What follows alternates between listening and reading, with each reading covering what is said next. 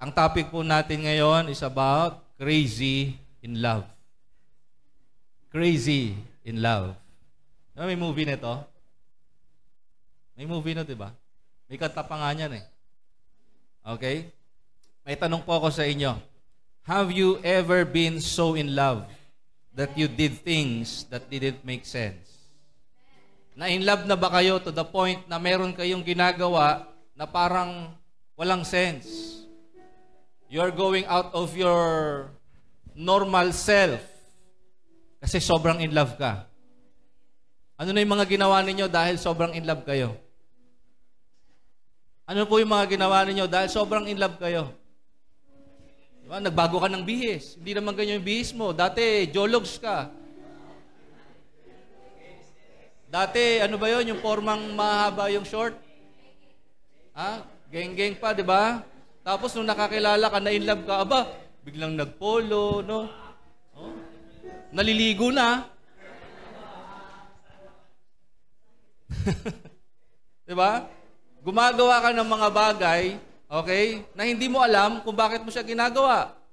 Bigla ka na lang napapangiti sa isang tabi. Diba? Nagno-notes ka, nagtituro yung teacher mo, bigla ka na lang umingiti. Hindi mo na nakikita yung tinusulat ng teacher mo, nakikita mo na yung crush mo, yung babae na in love ka, o kaya yung boylet na in love ka. Diba? Nanonood ka ng... Naalala mo siya. Hello? Minsan nga kahit, alam niyo, sa sobrang in love nyo, kahit malayo yung lugar kung nasan siya, naglalakad ka para makita siya. Kahit wala ka pa masahe, di ba? Basta makita mo lang siya. Kasi in love na in love ka eh. Sabi ko, in love na in love ka. Amen ba? Walang malayo sa'yo. Di ba? Sabi nga nung mga di ba? Kahit dagat, kaya kong tawirin. No? Kahit mga bituin, kaya kong abutin.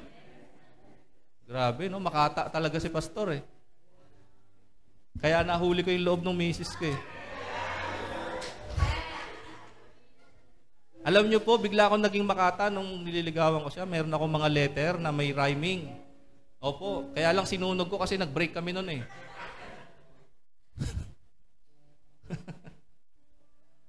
Diba? Yung iba sa inyo hindi marunong mag-origami, biglang natutong mag-origami. Alam niyo yung origami? No, yung tinutupi-tuping papel, bigla ka nag-aral ng origami para lang kasi may sulat sa loob. Diba? Sabi mo sa loob, I did this for you. My one and only. Diba? Meron ka pang special na tawag sa kanya, Mu. M-O-O. Mu. My one and only.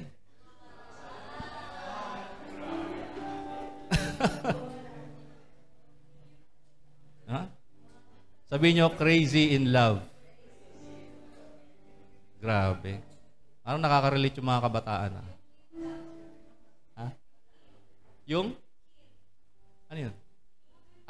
Kin. Kasi may tawagan po kami dati. Yung unang tawag ko sa misis ko, mag-girlfriend pa lang kami. Ang tinawag ko po sa kanya, Kin. K-H-I-N. Kin. Kasi akin siya. Akin. Akin lang po yun, ha? Oh, huwag niyong gagayahin yun. Pero may gumaya nun, kaklase niya. Gaya-gaya talaga mga tao eh.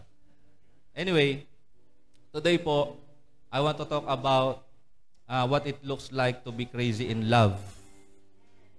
But not with a person, not with an idea, but with Jesus. 5 lang yung in love kay Jesus. Naging 10 na sila. Sabi ko po, matututunan natin ngayon kung papaano ma-in love kay Jesus. Hallelujah. Okay, so we look at the story of Mary of Bethany in John chapter 12, verse 1 hanggang verse 8. I will be reading in the Amplified Translation. Sabi rito, 6 days before the Passover, Jesus went to Bethany, where Lazarus was, whom he had raised from the dead. So they gave a supper from him there. Martha was serving, and Lazarus was one of those reclining at the table with him. Then Mary took a pound of very expensive perfume of pure nard, and she poured it on Jesus' feet, and wiped his feet with her hair. And the house was filled with the fragrance of the perfume. But Judas Iscariot, one of his disciples, the one who was going to betray him, said, "Why was this perfume not sold for 300 denarii, and the money given to the poor?" Now he said this not because he cared about the poor, for he had never cared about them, but because he was a thief. And since he had the money box, serving as treasurer for the 12 disciples, he used to pilfer what was put into it. So Jesus said, "Let her alone, so that she may keep the rest of it for the day of my burial. You always have the poor with you, but you do not always have me." Amen. Pagpalain po ang pagbasa ng salita ng Panginoon. So before we dive in doon sa binasa po natin, I want to show you what Mary did to express her devotion to Jesus. Okay? Hindi lang po itong mga verses na to yung binasa natin prior. Yung ginawa ni Mary to express her devotion to Jesus. What else did Mary did para i-express niya yung kanyang pag-ibig sa Panginoon? Una, Mary sat at Jesus' feet and learned. You can read that on Luke chapter 10 in verse 39. Okay? One way Mary expressed her love for Jesus was to sit and learn of Him. Nakinig siya kay Jesus. Nakinig siya kay Jesus. Nakinig siya kay Jesus. Tanungin mo yung katabi mo, nakikinig ka ba kay Jesus? Natututo ba tayo kay Jesus? Mary sat at Jesus' feet and learned. Amen? Ibig pong sabihin nito, hindi lang nakikinig si Mary sa ibang mga pastor. Nakinig din siya kay Jesus. Meron siyang personal na pakikinig at pag-aaral kay Jesus. Hello? Tanungin mo po yung katabi mo, nagbabasa ka ba ng Bible mo? Huwag po tayong umasa lang sa naririnig natin every Sunday sa church. Dapat tayo mismo individually natututo tayo sa salita ng Panginoon.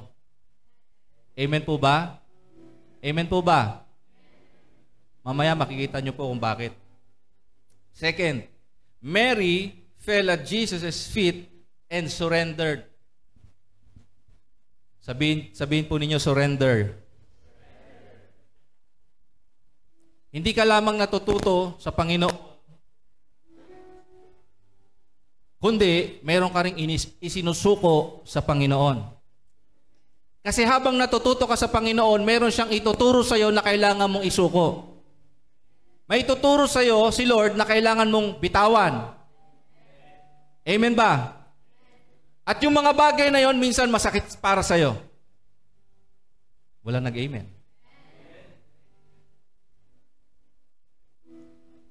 Yung mga bagay na yon, sabi ko po, minsan masakit sa iyo. Pero para sa ikabubuti mo. Hello? Sabihin niyo po, surrender. Hindi ka lang dapat nakikinig, hindi ka lang dapat natututo, dapat marunong kang sumuko.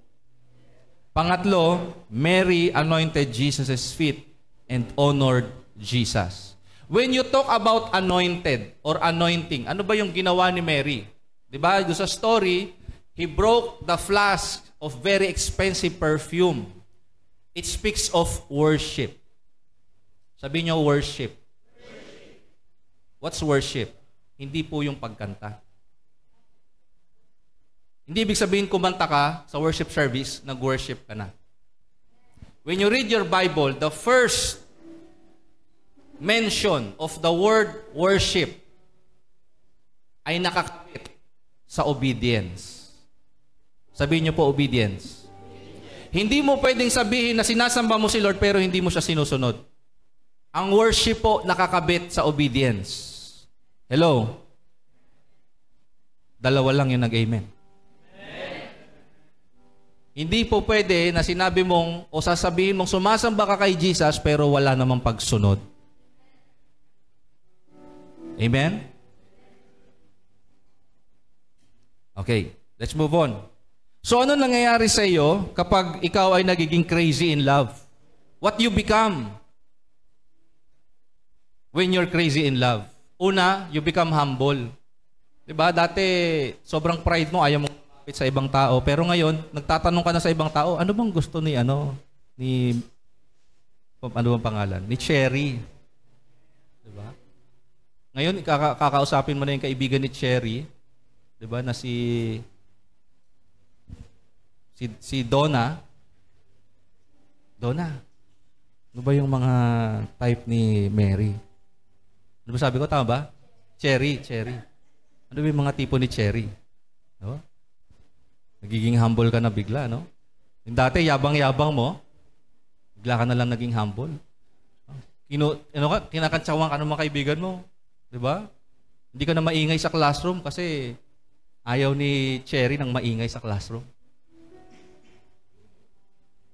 Dati, lagi ka nalilista sa noisy, sa standing. Ngayon, ang bait-bait mo na. You become extreme. Di ba? Nagagawa mo na yung hindi mo nagagawa dati. You become unself-conscious. Hindi mo na iniisip yung sasabihin ng iba. Because you're crazy in love. Okay. In connection po, doon sa binasa natin kanina, in John chapter 12, from verse 1 to verse 8, these are the crazy things you do when you are crazy in love with Jesus. Amen ba? So, we'll look at what Mary did. Number 1, you don't need to announce what you will do, nor explain why you do the things you do, and you don't need to explain the things you did when you are crazy in love. Amen ba? Mary wasn't just a fan of Jesus. She had a deep relationship with Jesus. Hello? Hello? Hindi lang daw siya fan. Ano ba ibig sabihin ng fan? Tagahanga. Hello? She had a relationship. A deep relationship with Jesus. Ano bang ginagawa ng tagahanga? Diba? Halimbawa may concert. Pupunta ka doon sa concert. Amen ba? Pero iba yung kapag meron kang deep relationship dun sa tao. Meron kang paggalang sa kanya, meron kang pagrespeto sa kanya, inaalam mo kung yung ano gusto niya, inaalam mo kung anong ayaw niya. Pero pagka tagahanga ka lang, hindi mo alam kung ano yung gusto ng artistang gusto mo o hinahangaan mo, tama ba? So wala kasi kayong relationship eh. Hindi mo siya kilala. Pero si Mary, she had a deep relationship with Jesus. Okay? So Mary didn't announce what she will do. Amen? Pagka ikaw ay in love, hindi mo sasabihin sa mga tao kung anong gagawin mo doon sa liligawan mo. Hindi mo na kailangang i-post sa Facebook, oh, binigyan ko ng flowers si ano, ganito. Tama ba? Hindi mo na kailangang ipagyabang yon sa publiko. Ikaw na lang mismo, gagawin mo sa sarili mo kahit walang nakakakita kasi in love ka. Hello? Ano bang meron nung ginawa ito ni Mary? Nung nag-worship siya kay Lord, there was a supper, may dinner. Tama ba? At doon sa dinner na yon, sabi doon sa story, si Martha was serving. Naghahanda nung hapagkainan. Amen? Maybe may hinahabol na sa pagluto. At si Lazarus ay nakaupo. Okay? Nakaupo katabi ni Jesus doon sa table, waiting for the food. And Mary enters. Okay? Hindi niya sinabi kay Martha, hindi niya sinabi kay Lazarus na mayroon siyang gagawin doon sa dinner nila. Amen ba?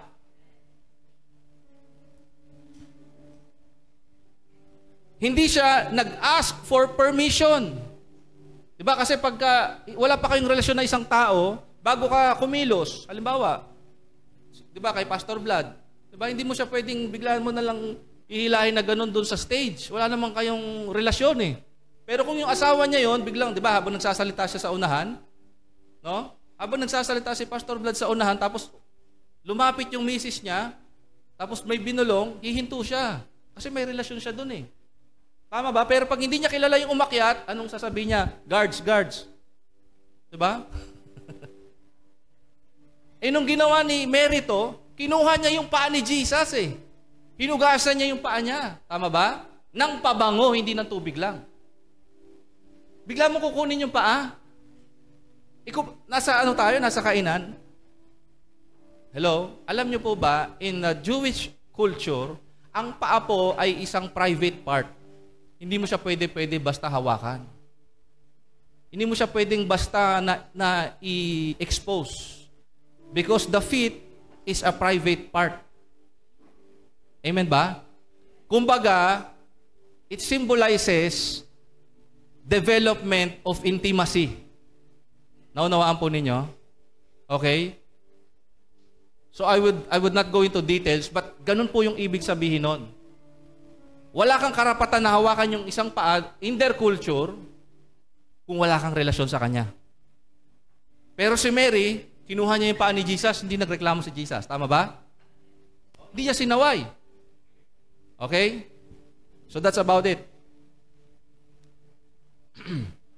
Sabi doon sa John chapter 12 verse 2 to 3, they gave a supper for Jesus. Martha was serving, Lazarus was reclining at the table with him, and Mary took a pound of very expensive perfume and poured it on Jesus' feet and wiped his feet with her hair, and the house was filled with the fragrance of the perfume. Hindi mo po kailangang utusan ka sa kung ano yung gagawin mo kapag in love ka. Kusa mo na siyang gagawin. Diba? Umalis ka nga ng bahay, di ka nagpapaalam sa nanay, tatay mo eh. Kasi in love ka eh. Diba? Hindi mo na kailangan ng detailed na instructions kung ano yung gagawin mo. Basta gagawin mo siya kasi in love ka. Amen ba? Amen ba?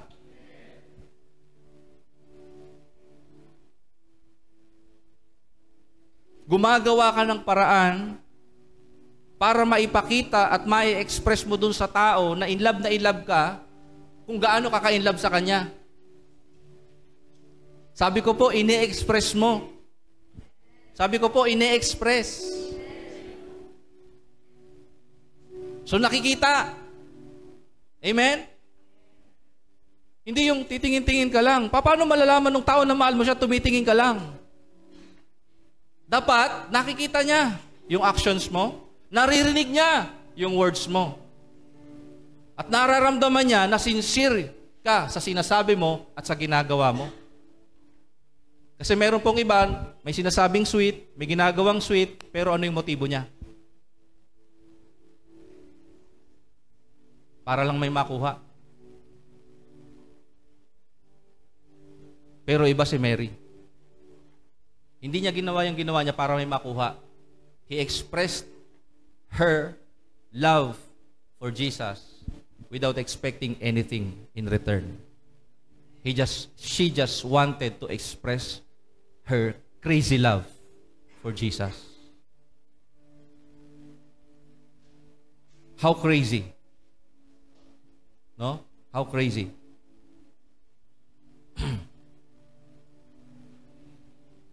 And Mary, hindi lang po niya binuhusan ng napakamahal na pabango yung paa ni Jesus, kundi hinugasan niya yon sa pamamagitan ng buhok. Tinuyo niya yung paa ni Jesus sa pamamagitan ng kanyang buhok. So anong ibig sabihin po nun? So in the Jewish context or culture, a woman could not let down her hair or hindi niya pwedeng ibuhaghag yung kanyang buhok anytime she wants. Kasi po, sa culture nila, ang babae po, pagka nakalugay ang kanyang buhok, it means you are flirting. Sa Tagalog, naglalandi. Or, That woman ay nilulugay yung kanyang buhok kasi kaharap niya yung asawa niya. Do you get this? Nilulugay lang ng babae ang kanyang buhok pag magkakaroon ng intimacy. Nakukuha po ninyo? Hindi pwedeng gawin ng babae yon sa kung kani-kaninong lalaki lang. Doon lang sa lalaking mahal niya. Naintindihan po ninyo? So kaya ang tingin ng ibang mga Hudyo, pag ang babae nakalugay yung buhok, wala yung asawa niya, ay malandito. Kaya sa Book of Hosea, yung asawa niyang si Gomer, nakalugay yung kanyang buhok. Naintindihan po natin? So ibig sabihin si Mary was expressing her love for Jesus. At tinuturing niya si Jesus na parang asawa niya. Ganun ka-intimate ba? Amen ba? Gusto niyang ibigay lahat kay Jesus. Sabi ko po, gusto niyang ibigay lahat kay Jesus.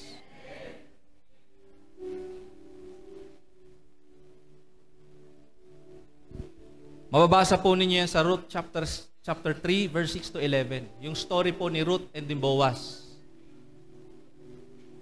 Si Ruth po ay anak or daughter-in-law ni pangalan ito? Mara, tama ba? Naomi. Naging Mara kasi yun eh. Si Naomi. Si Naomi po may anak na mga Hudyo, 2 lalaki. So nag-asawa yung 2 niyang anak na lalaki, isang napangasawa, si Ruth, at yung isa pa. Kaya lang namatay yung 2 anak ni Naomi.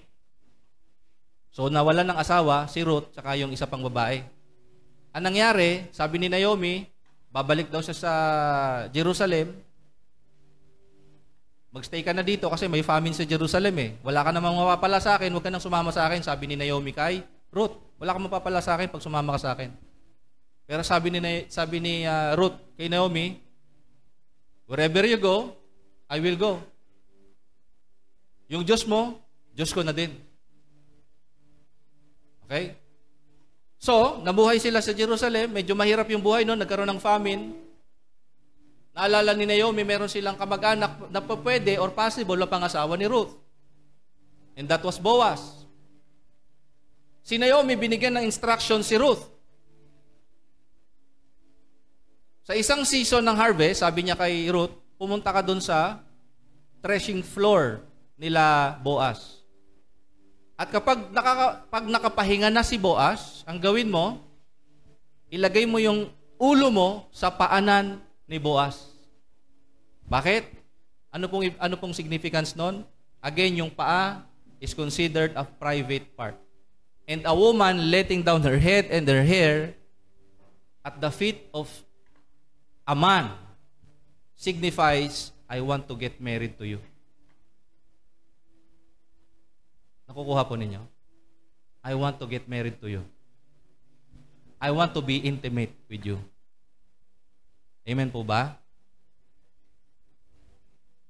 Sa mata ng ibang Hudyo, sabi ko po, yung kultura nila, pagka nilugay mo yung buhok mo, malandi ka. Pero sabi doon sa Ruth chapter 3, verse 6 to 11, doon sa verse 11, sinabi ni Boaz na, nandiyan ba yun?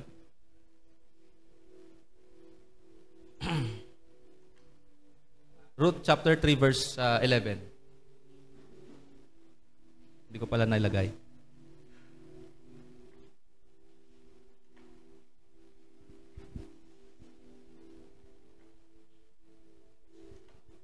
Sabi ni Boaz kay Ruth, "And now, my daughter, do not fear. I will do for you all that you request." Ano pa? "All the people of my town know that you are a virtuous woman." You are a virtuous woman. Yung ginawa mo ay kahanga-hanga. Amen ba? Hallelujah. Expressing your love kay Lord ay isang kahanga-hangang bagay. Sa mata ng iba, baliw ka. Amen?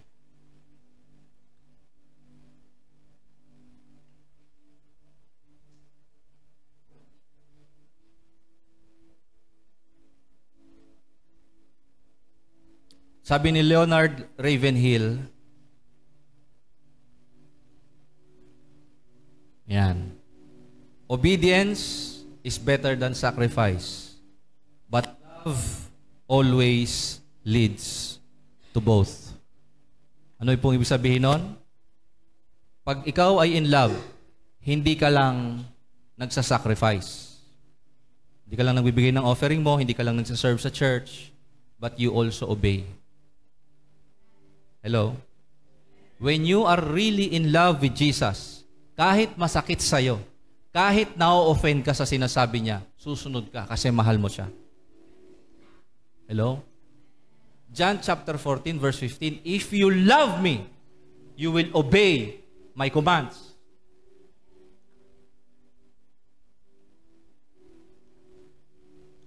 Yung word po na yon, yung quote na yon, yung verse po na yon is offensive to many people. Bakit ko kailangan magbago? Nag-church naman ako It was offensive to me. Many things in this Bible were offensive to me. Amen ba? Hindi ko po pwedeng i-claim yung mga blessing ni Lord dito, tapos i-reject ko yung gusto niya. Hindi pwedeng yung gusto ko lang, yung sundin ko dito, dapat yung gusto din niya. And it will hurt. Hello? It will hurt. Why? It will hurt your ego. Masasaktan ka talaga. Kasi nakasanayan mo na. Amen? Nakalakihan mo na.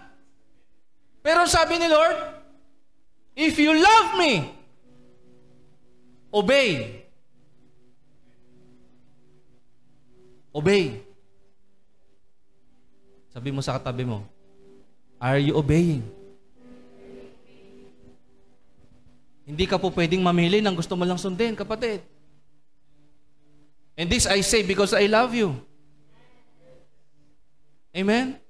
Hindi po tayo nagtuturo dito para i-condemn o ano ba tawag, i-judge ang bawat isa. We're saying things here in the scripture. Alam niyo po ba, si Jesus, nagturo siya. Amen ba? Marami sa atin ngayon in love kay Jesus, pero siguro, kung nagpipreach ngayon si Jesus, baka isa ka sa sumigaw, crucify that. Crucify Him. Bakit? Kasi nakaka-offend sa akin. Yung tinuturo mo, nakaka-offend sa akin. Crucify Him. There were many people in Jesus' time, when He was healing the sick, when He was cleansing the lepers, when He was multiplying the bread and fish. Sige Lord, I love you Lord. Pero nung sinabi, iwan mo yung dati mong buhay, yung sabi ng isa, nalungkot.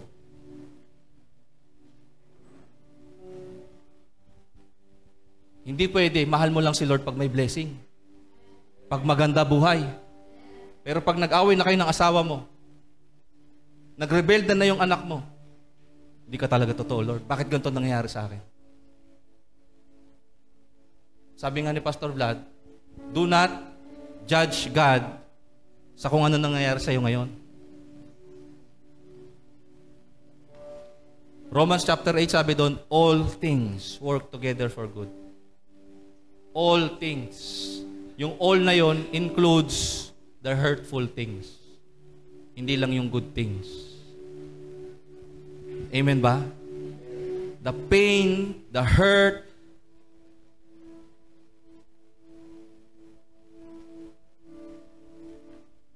yung mga pagtaidor, anything, everything, all things is for your good. Amen ba? Second, when you're in love, you don't care about the cost of the gifts you give when you are in love. Sabi ng verse 3, Mary took a pound of very expensive.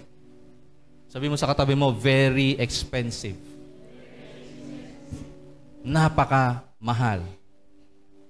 Ang sabi po, doon sa mga succeeding verses, it was worth 300 denarii. And 300 denarii, ibig sabihin po noon, a year's wage of a worker. Isang taong sahod ng isang manggagawa. sa isang saglit lang, binuhos ni Mary sa paanan ni Jesus. It's worth 1 year of her life. Sometimes, amen, sometimes, there will come a time that you will need, okay, you will need to lose your life to express your love for Jesus. Amen ba? You will have to lose your life to express your love to Jesus. Amen ba? Sabi ni Lord, whoever denies me before men, I will deny him before my Father in heaven. But whoever acknowledge me before men, I will acknowledge him before my Father in heaven. Ganito lang po yan. Anong pipiliin mo? Ikahiya ka ng ibang tao o ikahiya ka ni Lord? Sa pagsunod mo sa Panginoon, kasi ganito yan eh. When you are radically in love, crazy in love for Jesus, you will use your life. Ano pong ibig sabihin nun? Sometimes, mawawala ang kaibigan. Yung binild mong relationship sa ibang tao, mawawala yan. Because of your radical love for Jesus. Amen? You will lose not only relationships, sometimes you may lose treasures. Amen ba? Finances. Amen? At ang pinakahigit sa lahat, you will lose yourself. Hindi sa mawawalan ka ng bait, kundi yung dating ikaw, mawawala na. Yung gusto mo, mawawala na dahil sa pagsunod mo. Kasi hindi po talaga po pwede na sumusunod ka kay Lord, pero ganun pa rin yung buhay mo. Amen? And love gives. Love does not take. Love gives. Amen ba? Pag mahal mo yung isang tao, hindi ka nagbibigay ng price tag. Hindi mo kinukwenta. Bakit ganyan ka pa rin ito na ginawa ko ah? Ginawa ko na lahat, ba't ganyan ka pa din? No, when you love, you give.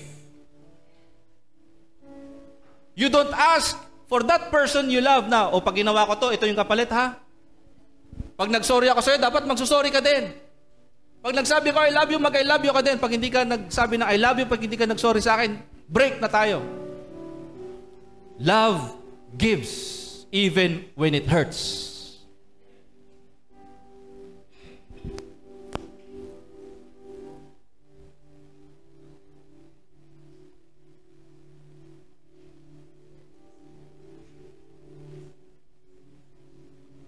Love sacrifices. Amen? Serving Jesus may cost you something. But when you love Him, you will say, He's worth it. He is worth it.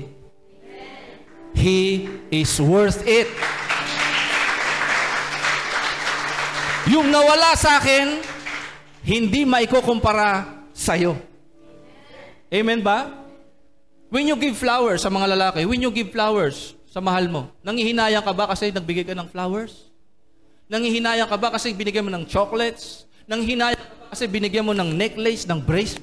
No. You do that because you're in love. Amen ba? Amen ba? Ganon din sa mga babae. Pag mahal mo talaga yung lalaki, minsan kahit walang entrega, sasalubungin mo pa rin pagdating ng bahay. Yayakapin mo pa din kahit amoy pawis kasi galing ng trabaho. Mahal mo eh. Hello? Mahal mo. Sabi ko po, mahal mo. Pagkagising sa umaga, hindi pa nagsisipilyo, kikis mo pa rin kasi mahal mo.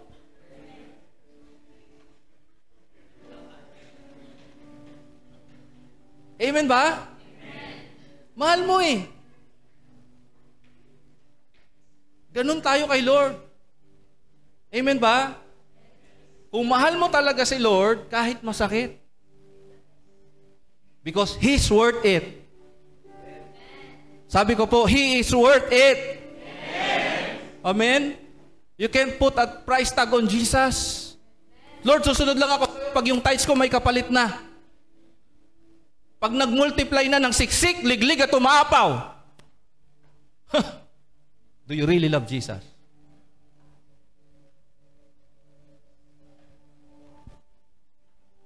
Sabi po ni David Wilkerson, worship is not worship unless it costs you something. Worship will be real worship if it costs you something. Nabasa niyo pa yung sabi ni David sa Chronicles? I will not give or offer to you anything that costs me nothing. Mas gusto ko pag binigay ko sa'yo, masasaktan ako. Because it costs me something. Mary, ano yung binigay niya? It costs 1 year of her savings. 1 year. Sa ilang minuto lang, nawala na. I think seconds lang, wala na. Pero sabi niya, I don't care. I'm in love with Jesus. Amen? I don't care. I'm in love with Jesus. Amen? I don't care. I am in love with Jesus.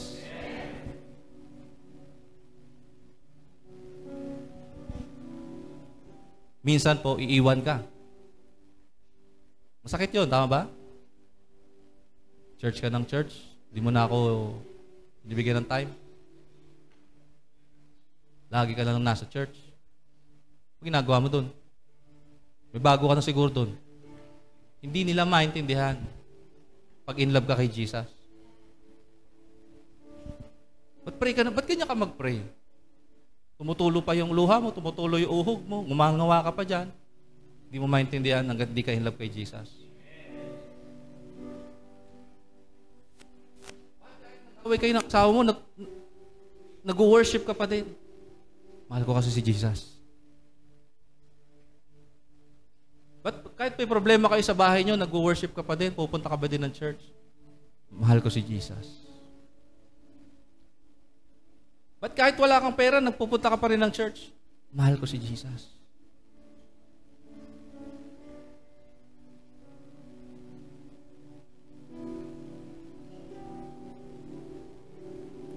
Third, you don't mind the opinion of others when you're in love. You just do things that look crazy to others. Amen? So when you're crazy in love, you don't care what others will say. You don't care what others will say. Sabi ng John chapter 12 verse 4 to 5, but Judas Iscariot, one of his disciples, the one who was going to betray him, said, why was this perfume not sold for 300 denarii and the money given to the poor? Mary didn't budge. Hindi siya nag-explain. You don't have to explain yourself why you're in love with Jesus. Amen ba? You don't have to explain yourself why you are in love with Jesus. You don't ask for the opinions of others. What matters to you is the opinion of God. Because some people will say, that's madness. Sobrang radikal mo naman sa pagsunod kay Lord. Sobrang radikal niyang magmahal.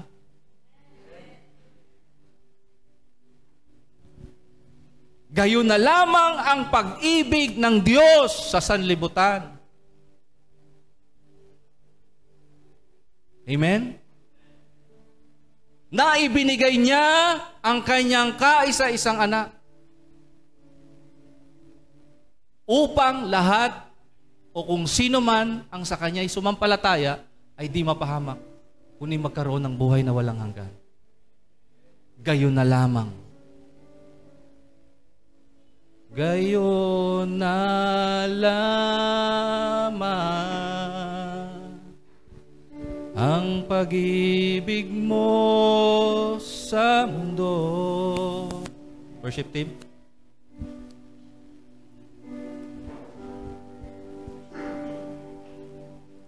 Sige, kahit vocals lang po. Kaisa, isang anak, upang sino mang sumampalataya'y hindi mapahamak, kundi pagkakalooban ng buhay. gayon na lamang. Gayon na lamang ang pag-ibig mo sa mundo. Kaya ibinigay mo ang iyong kaisa, isang anak, upang sino mang sumampalataya ay di mapahamak, kundi pagkakalooban ng buhay. Buhay na walang hanggan. Next slide. Your extreme love and devotion to Jesus may look crazy to some, but it's precious to Him.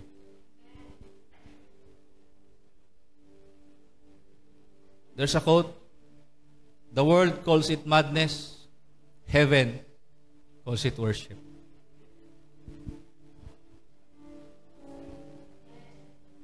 Crying in worship, crying in prayer, crying in when you read your Bible is not madness. It's called worship. Why? I know what Jesus did for me. That's why I worship. That's why I obey. I know what He did for me. When you express your love to Jesus, Jesus defends you. Jesus will defend you. Jesus will defend you. Ano sinabi niya kay Judas? Let her alone. Let her alone.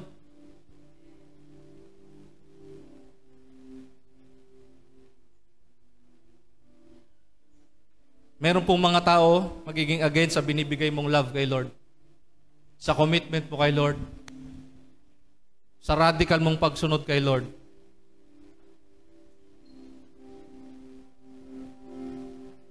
Pero ibigay mo pa din. Kasi nalulugod siya doon. I would like to give you my story. This church started 2021. We left our former church for some issues na hindi ko po pwedeng i-discuss in the pulpit. But it was hurtful. It hurt me. It hurt my wife. It hurt the people around me. It hurt the church na pinanggalingan namin. And as we are starting this ministry, we've heard many things against us. At habang nandoon pa kami sa church na yon, I've heard many things against me. While I was pastoring there, the flow of the Spirit in the service was like this, Mary. Minsan ng Word of God or preaching, 10, 15 minutes. Sa buong 2 kalahating oras, karamihan ng oras doon ginugugol namin sa pagsamba kay Lord.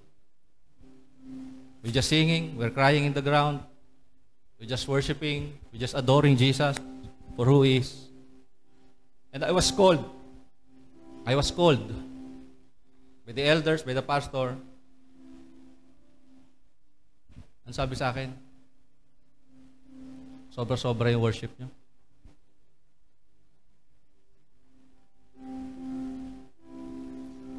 And I thought to myself, sobra-sobra. Kailan pa po naging sobra na magpuri sa Panginoon? Kulang pa nga yung 2 oras eh. Kulang pa nga yung buhay ko eh. Sa pagsamba. Kulang pa. Kulang pa to. Pero sinabi sa akin, sobra-sobra. I was hurt. Not because my ego was hurt. I was hurt because I'm in love with Jesus. Hindi naman ako yung dapat sa church eh. Si Lord eh. Ang dapat nakikilala sa church, si Lord. Hindi yung pastor. Hindi yung galing ng pastor. Dapat si Lord. Amen? Nag-start na itong ministry. Rebelde. Kung ano-ano pa. But I continued. Wala akong sinabi kahit kanino. Hindi ako gumante, hindi ako nag-post up. I continued to give God my all, even when it hurts. Even when it's hurting. Even when the people around me hurts me. Why? I'm more in love in Jesus than the ministry. Hindi po ako nag-start ng ministry para mag-create ng pangalan sa sarili ko. I just want to witness people experiencing what I am experiencing in the presence of God.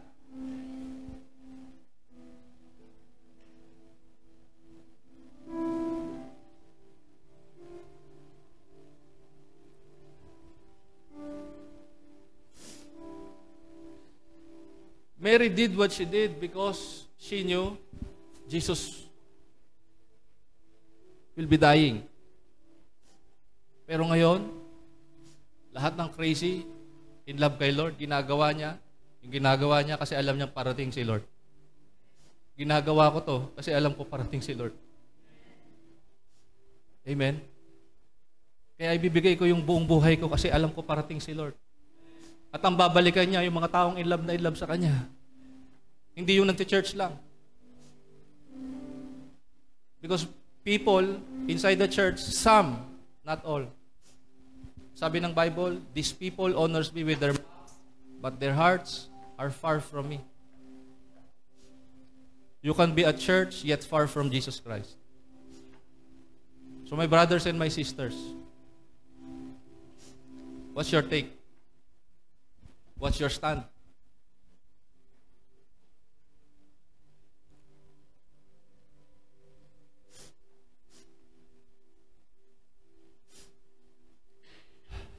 Few people understand the love of Jesus.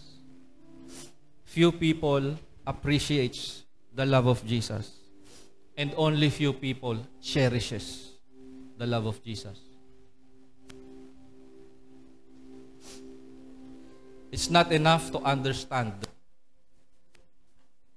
things about Jesus, that's all. No. It's not enough to appreciate Jesus. What He's doing, it's not enough. The question is, are you cherishing Jesus? More than your knowledge, more than His blessing. Are you cherishing Jesus? Cherish, what does cherish means? It means to hold dearly. Amen ba? To protect and care lovingly. Inaalagaan mo ba yung relasyon mo sa Panginoon? Are you reading your Bible every day? Are you praying every day? Are you worshiping the Lord every day? Are you loving your neighbor every day? Are you obeying Jesus every day? If you really love Jesus, you will cherish your relationship with Jesus. At hindi mo masasabing pinapangalagaan mo yung relasyon mo kay Jesus kung Sunday ka lang in love sa Kanya. Let's all stand.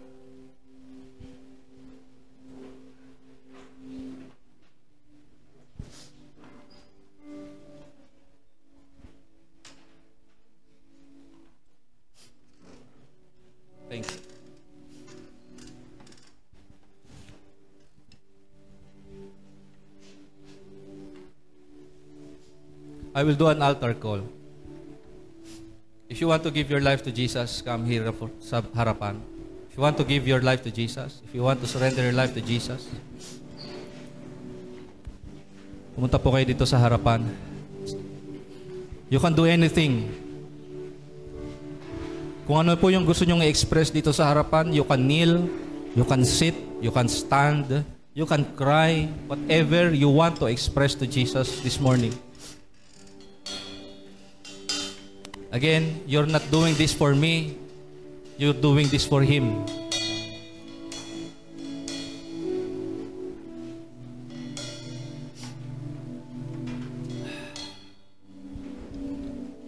Habang kayo nakatayo dyan sa harapan, you close your eyes, you talk to Jesus.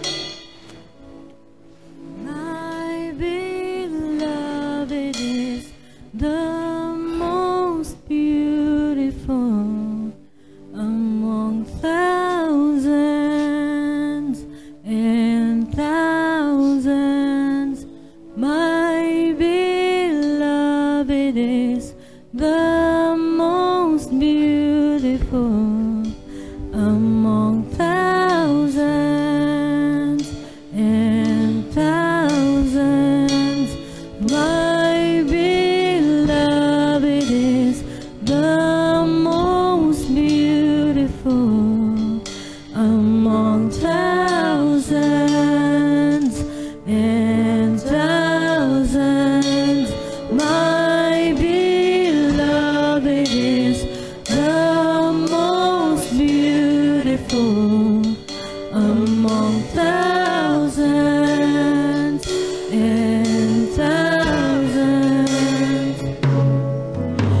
Yeshua,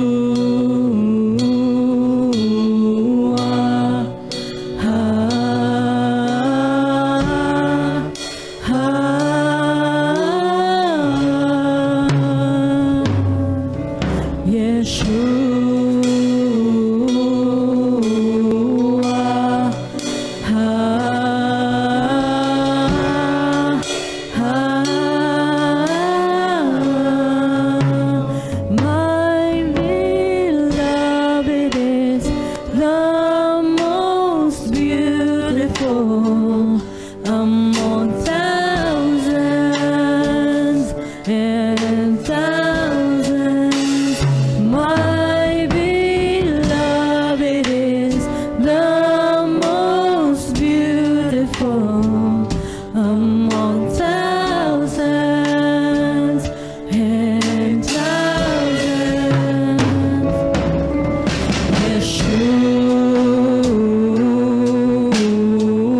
Yeshua,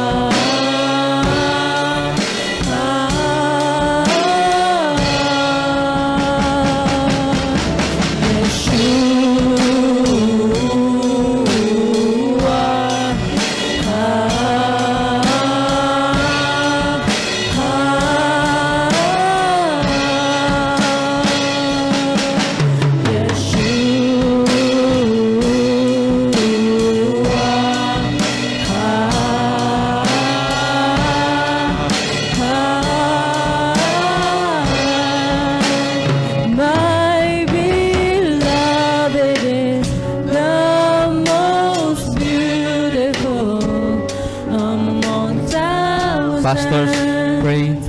And thousands. Pastors, My beloved is the most beautiful among thousands and thousands. Yeshua,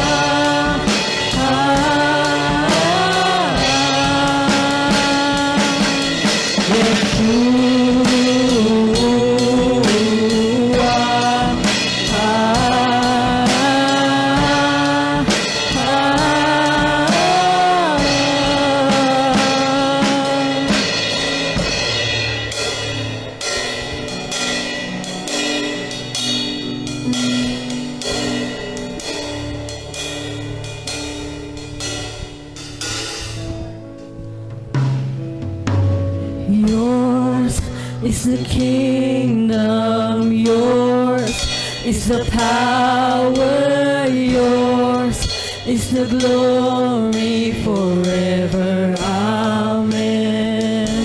Yours is the kingdom, yours is the power, yours in the glory forever. Amen. Yours is the kingdom, yours is the power, yours is the glory forever. Amen. Yours is the kingdom, yours is the power, yours is the glory forever. Amen.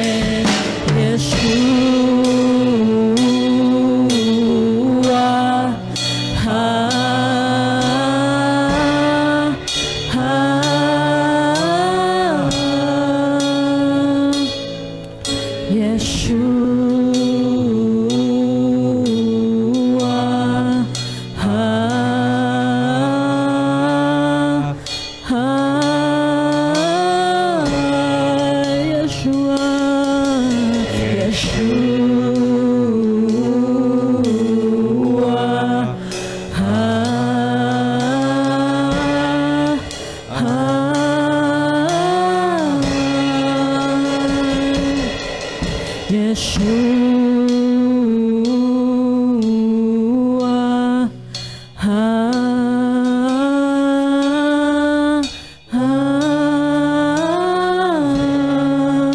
Hallelujah. Hallelujah. I want you to look at the cross behind me. Everyone, I want you to look at the cross behind me. The cross, in the Jewish context, was a curse.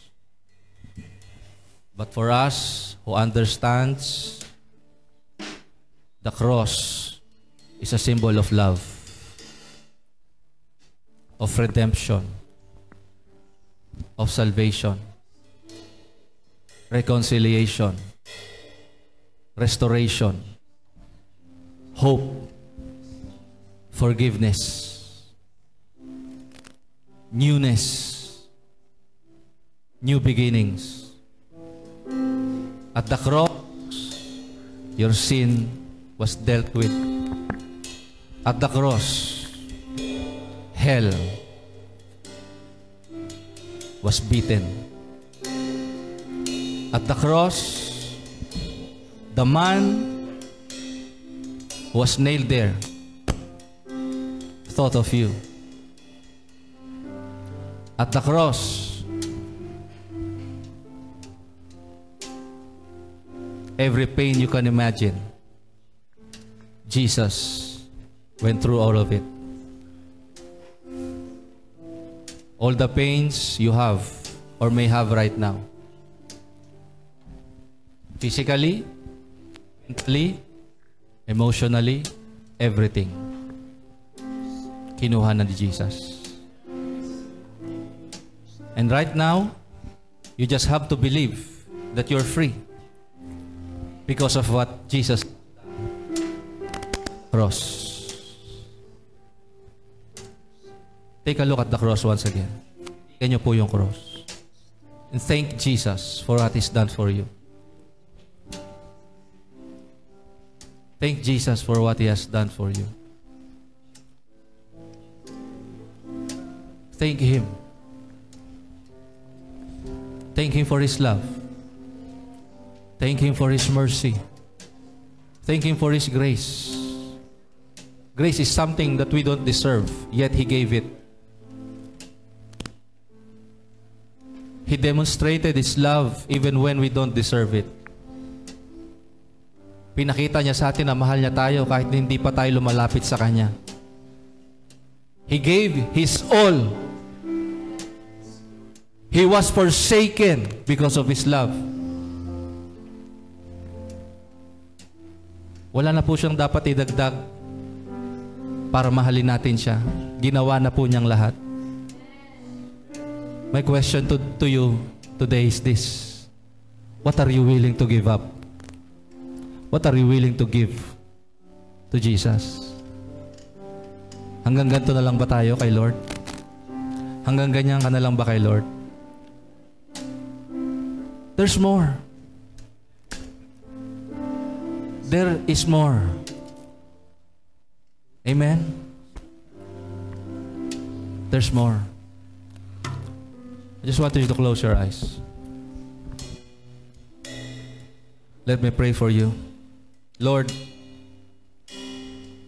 we don't want a safe, a calculated love. Yung binibilang yung mga ginagawa. Okay na to. But Lord, we want to pour out our best. Our very best, Lord. Even when it looks foolish. Others. Even if it looks crazy to others, we will give you our best. We will pour out for you our very best with no reservation, Lord. Hindi kami mahihiya na itaas yung kamay namin kapag nag-worship kami sa iyo. Hindi kami mahihiya, Panginoon, na umiyak sa harapan mo kahit may maraming tao sa paligid namin, Panginoon. Sapagkat ikaw yung importante sa amin, hindi yung sinasabi ng mga katabi namin. Mas importante ka sa amin kaysa sa mga bagay sa paligid namin, Panginoon. And we will pour out our hearts before you every day, Lord, through your Spirit in us, Lord. In the name of Jesus Christ. All of the people of God say amen. Amen.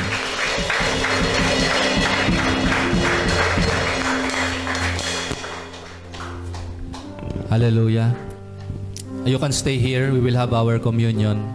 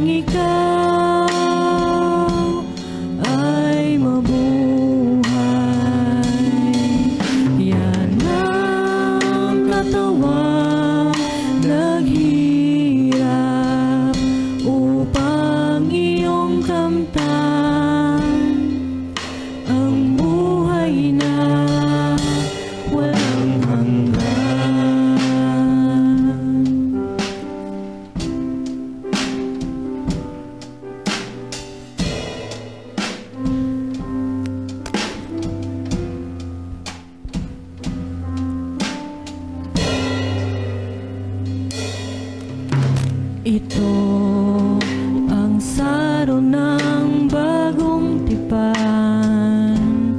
Inumin mo't makibahagi. Ito ang saro ng bagong tipan. Inumin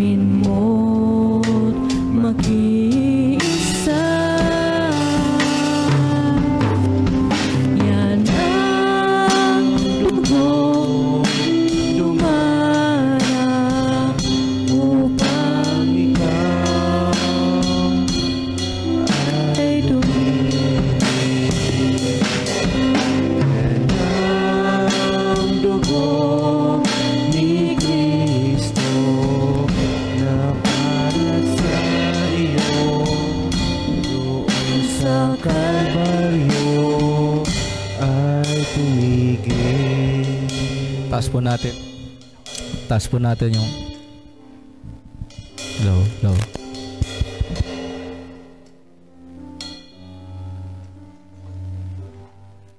Hello. Check sound.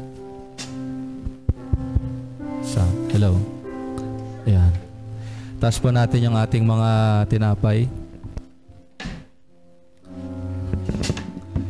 Hallelujah. Ito po ang katawan ng Panginoong Jesucristo na ating itinataas kagaya ng pagtaas ng kanyang katawan sa krus ng Kalbaryo.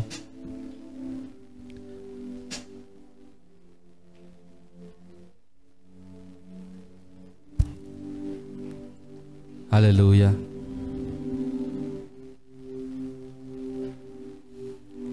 Na kanyang ibinigay ang kanyang katawan, ito'y binugbog, dinuraan, sinipa, tinadyakan, koronahan ng koronang tinik, hinagupit ang kanyang likod, hindi lang ng pamatpat, kundi ng mga kalawit na bumabaon sa kanyang laman, tumatagos ang kanyang mga buto. Hindi lang ang kanyang likod, pati ang kanyang harapan, pati ang kanyang mga hita at mga binti. Binunot ang kanyang balbas. Siya'y ipinako sa krus sa dalawang magkabilaan niyang kamay at ang dalawa niyang paa. Dinanas niyang lahat ng sakit na ito upang tayong lahat ay pagalingin niya. Isip, kaluluwa, katawan at espiritu.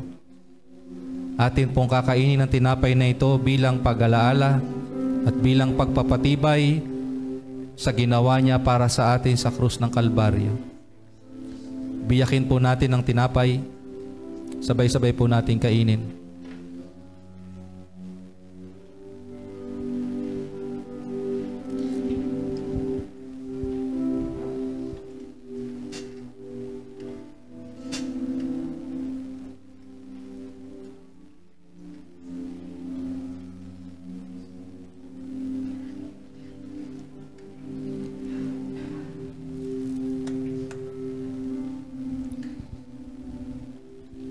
Taas po natin yung ating mga saro na may lamang ubas. Ito ang dugo ni Kristo na dumanak sa krus ng Kalbaryo. Mula sa kanyang ulo hanggang sa kanyang talampakan,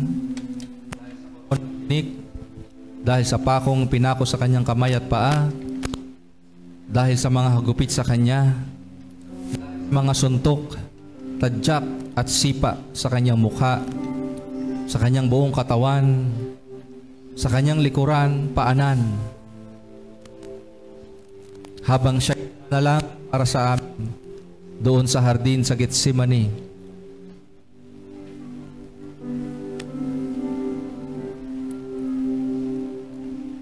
habang siya'y nakapako, tumutulo ang kanyang dugo. Siya'y nahihirapan, hindi lamang sa kundi dahil sa kahirapang huminga. Tiniis mo lahat iyon, Panginoon.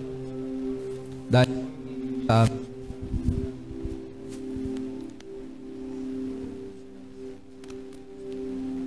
ang iyong dugo ang naging selyo upang kami mapatawad sa aming mga kasalanan.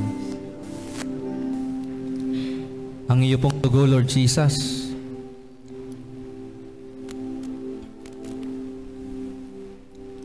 ang nagpatibay na wala ng kapangyarihan sa amin ang kasalanan. Kami malaya na sa lahat ng kasalanan. At amin pong iinumin ito pag-alaala sa aming kalayaan na binili mo sa pamamagitan ng iyong banal na dugo. Salamat po, Panginoon, sa iyong dugo na sa amin. Sabay-sabay po nating inumin.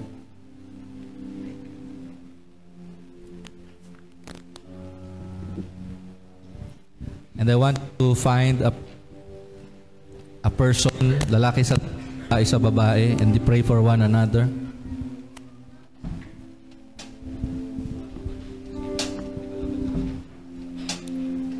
Find a prayer partner, pray for one another. Pray for healing. Lalaki sa lalaki, babae sa babae. Sige po, pray for one another. Pray for healing. Pray for restoration.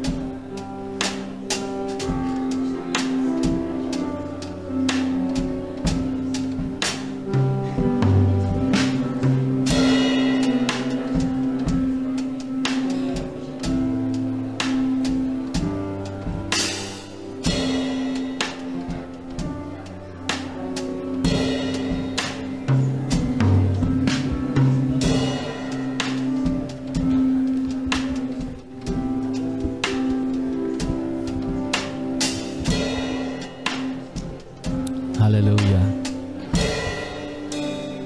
Hallelujah. Another thing, if meron pong, kung meron lang po, kung meron kayo nakatampuhan dito sa loob, I want you to approach that person, embrace that person. Kung meron kayo nakatampuhan, maliit man o malaki, natampo, I want you to approach and embrace that person right now. Because the blood and body of the Lord not only cleanses us, it also unites us. Approach the person na nasaktan ka o nasaktan mo.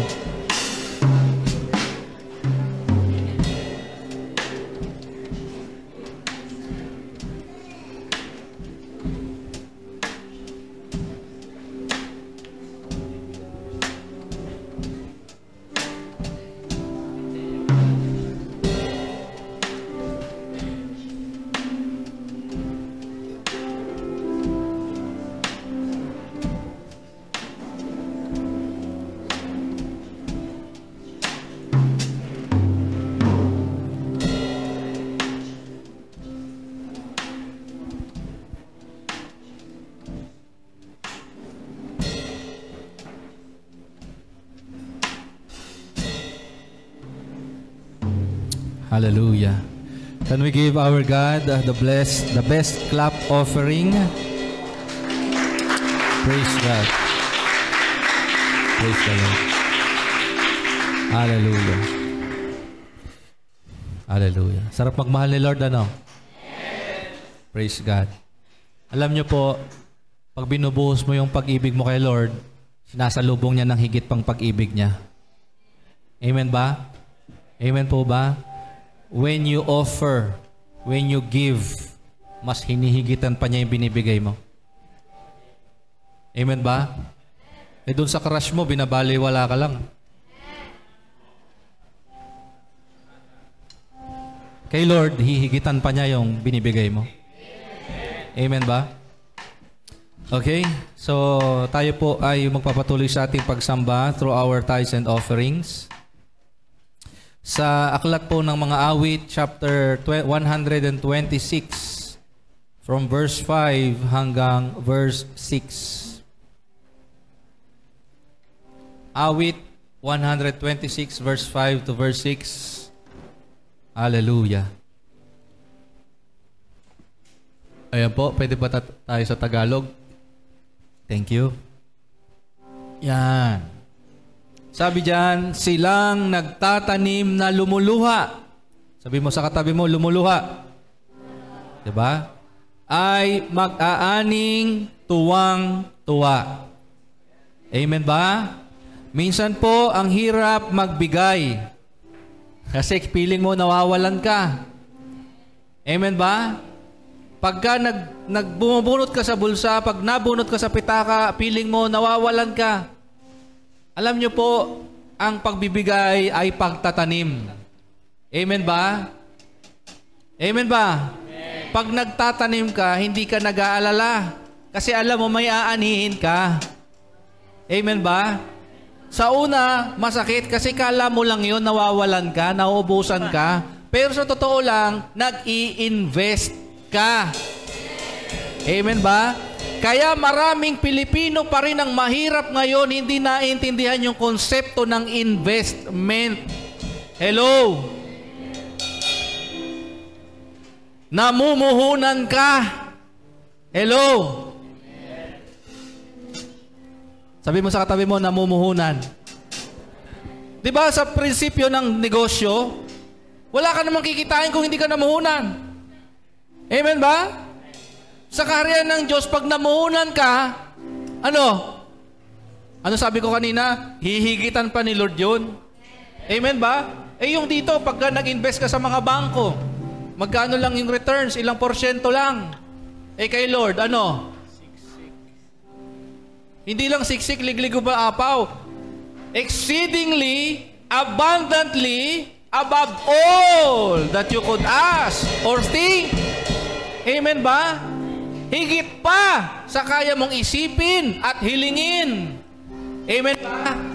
Halimbawa, humiling ka kay Lord, Lord, kahit bike lang, 2 wheels, bibigyan ka niya ng 3 wheels.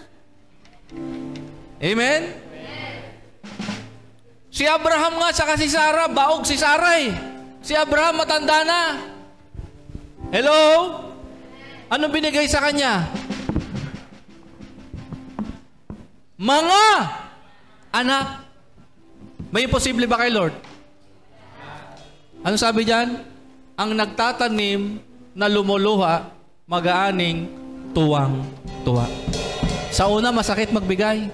Pero pag nakita mo na, uy, grabe si Lord ah.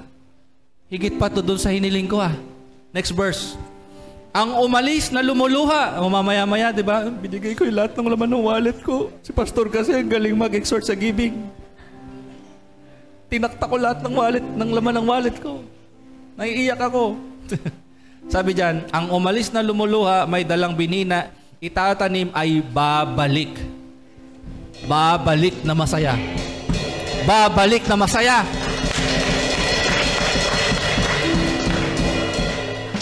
Na may daladalang mga ani. Mga ani. Amen? Grabe. Posibleng hindi ka pa matuwa nito. Amen? Huwag kayong matakot ibigay sa Diyos yung sa Diyos. Amen ba? Amen ba? Yung pinagkakautangan mo nga, hindi ka natatakot na ibigay yung upa mo eh. Tama? Huwag kang matakot. Do not worry. Amen. 1 Corinthians chapter 7. May gusto lang po akong pakita sa inyo.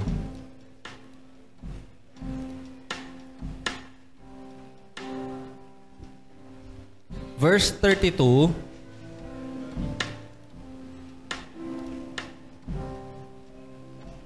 Tingnan niyo yung una ha. Gusto ko sanang maging malaya kayo sa mga. Sabi mo sa katabi mo, mga. Madami ka kasing alalahanin eh. Sabi ni Pablo, gusto ko sana maging malaya kayo. Hawakan mo yung balikat ng katabi mo. Sabi mo sa kanya, gusto ko malaya ka sa pag-alala. Amen ba? Kung ang isang lalaki, walang asawa, ang pinagkakaabalahan niya, mga gawain ng Panginoon. Amen? Sino yung walang asawa?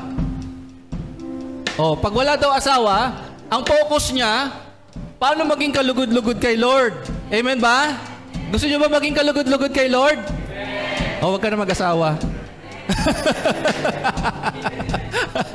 Hindi, joke lang ha. Ang maganda, pareho kayong mag-asawa, maging kalugod-lugod kay Lord. Amen ba? Kaya ka nahihirapan eh. Humanap ka ng babae o ng lalaking mapapangasawa na mahal din si Lord. Amen ba? Hallelujah. Tingnan niyo ako, humanap ako ng babaeng mahal na mahal si Lord. Diba no?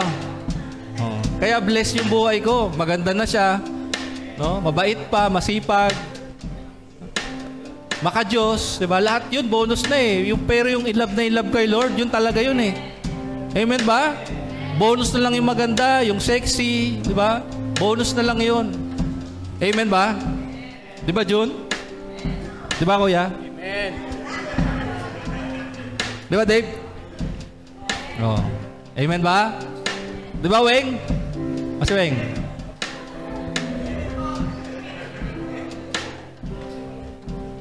So, I want you to be free from concern or anxieties of this world. Alam niyo po, ganito yan ha. Kaya po tayo inutusan ni Lord na mag-tithes, mag-offering. Kasi ayaw niya na maging Diyos natin ng pera. Gusto niya maging malaya kayo sa pag-alala. Amen po ba? Kasi kapag halimbawa, tithes naman yon, para kay Lord naman yon. Lord, paano kami bukas? Matthew chapter 6, verse 25 hanggang 33.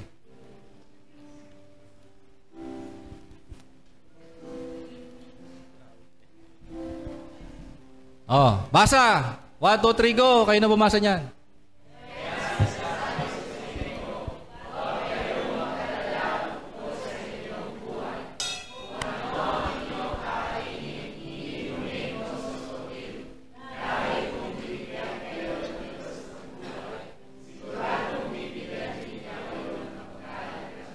Tuloy.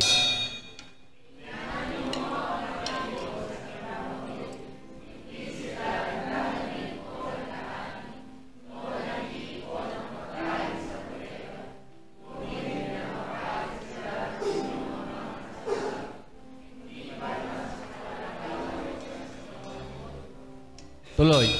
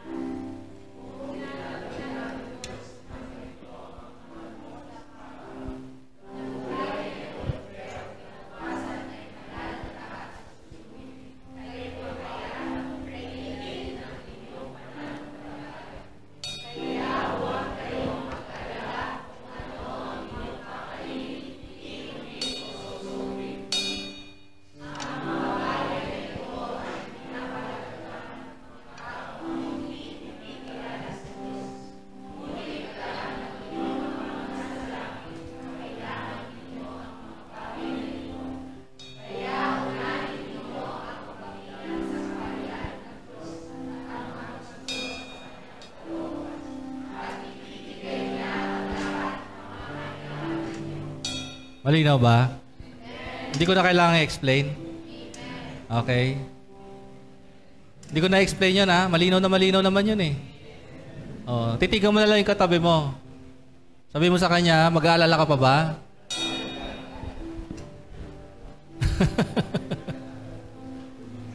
Amen?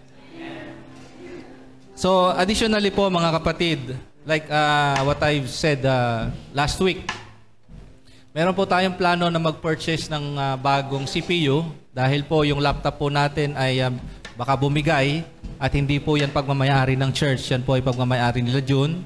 So, personal po nilang laptop yan na ipinahiram lang sa church. Mahirap kung sa atin abutin ng sira yan. Amen po ba? Mas maganda na mayroong property ang church. Amen? Na maganda na yung quality ng CPU. Kasi po, again, yung laptop natin, hindi na kaya niyang i-process yung, tawag dito, yung mga pumapasok sa kanya. Okay, we are doing live stream at the same time, pumapasok po dyan yung audio po natin, lumalabas sa live stream natin, tapos yung mga lyrics, yung mga graphics natin na pina-flash dito, lahat po yung dumadaan sa laptop. So, hindi na niya kinakaya yung mga process na yon. So, kailangan po natin mag-purchase ng bago na CPU na kaya pong i-process yung mga yon. Amen po ba?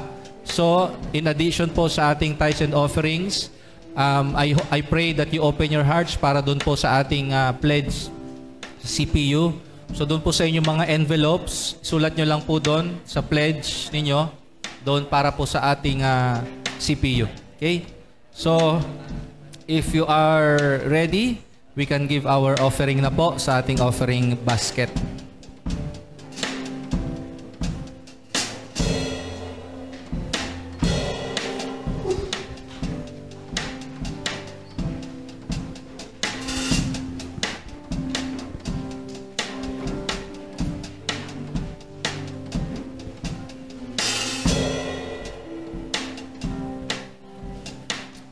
Amen. Atin pong iunat ang ating kamay sa ating offering.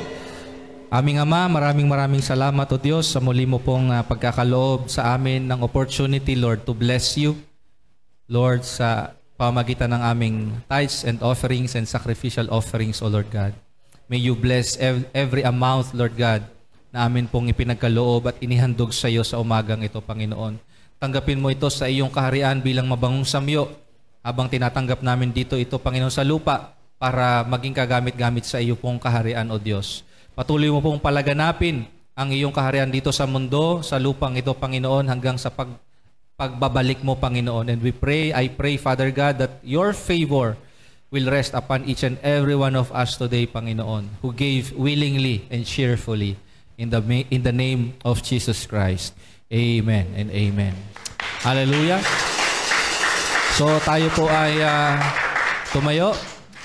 We will end this service. Hallelujah. Let's raise our hands in praise to God. Let us give thanks to Him. Hallelujah. Sige po, pasalamatan natin si Lord. Let's thank Him. Hallelujah. Sige po, open your mouth and thank the Lord. Hallelujah. Hallelujah. We bless your name, Father God. We declare, O God, everything you say, you have said this morning, ay tanggapin namin, Panginoon, at natanggap namin ito, Lord God. At ito'y magbubunga sa buhay namin, Lord God. We thank you, Lord, for what we have received this morning.